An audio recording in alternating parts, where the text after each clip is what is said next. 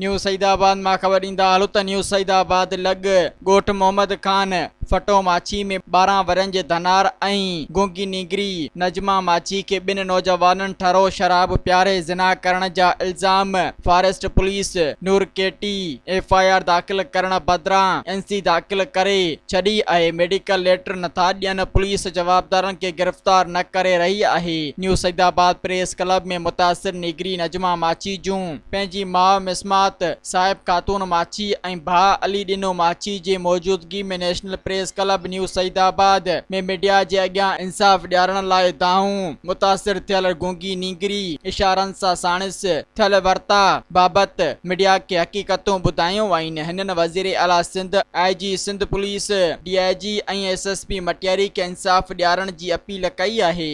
Subscribe कयो अवामी news HD खे ऐं ताज़ा तरीन ख़बरुनि लाइ ॾिसंदा रहो अवामी न्यूज़ HD।